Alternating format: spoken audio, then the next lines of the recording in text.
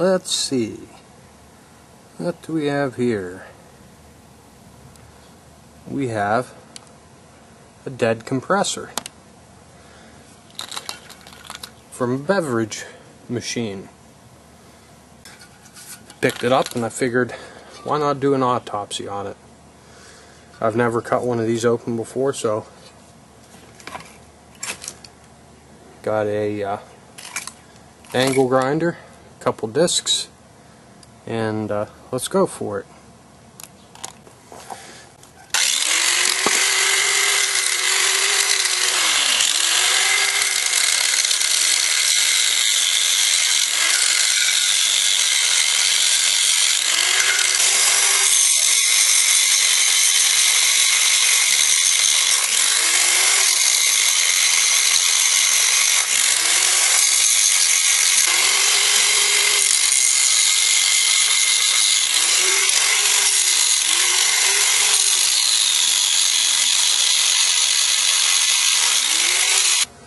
And now,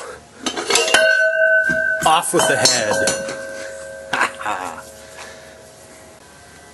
But you can see where the discharge line is, where it's hooked up.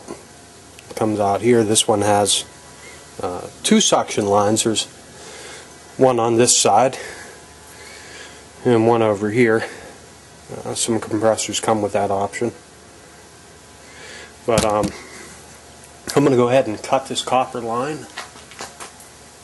if I can find something to cut it with, and we'll yank that whole thing out of the bottom. We're going to go ahead and lift this unit out of here, letting some of the oil drip off of it. As you can see, those windings really don't look all that bad. I don't know if you can see that in there or not, but it's not what I'd expect for a failed compressor.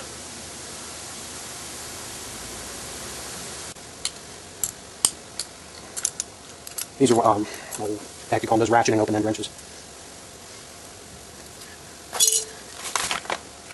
We'll just take this little motor off. Most of this is like watching paint dry, so I'm probably going to speed this section up. I should be using my socket set, but I had these out from doing the job the other day. Here we go, all screws out. This should just pull right off. I can't see any scorching, any burn marks in here. But that doesn't mean much. This smells burnt, just like the oil does. We'll set that aside. Nothing interesting there. I'll probably take that apart and take the copper out of it. But here's the compressor. And as you can see, it spins pretty easy. Right now I'm using my crappy tools. That's loose. I'm using my crappy free tools. Let's take this little bolt off here, off the discharge side.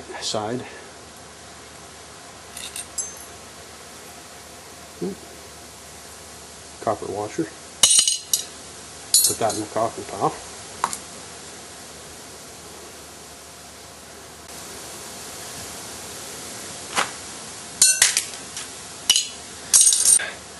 Just some ports. That port comes out of the head, goes down in, and feeds into that port. Nothing real exciting.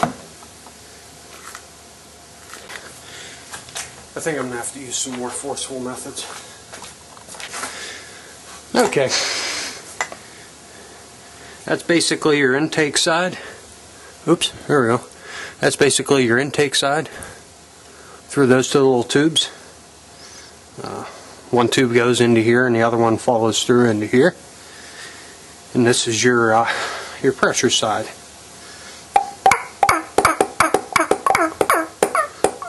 But to get these out, being that we're not reassembling this, you can go ahead and use your BFH. Works great. It does very little damage.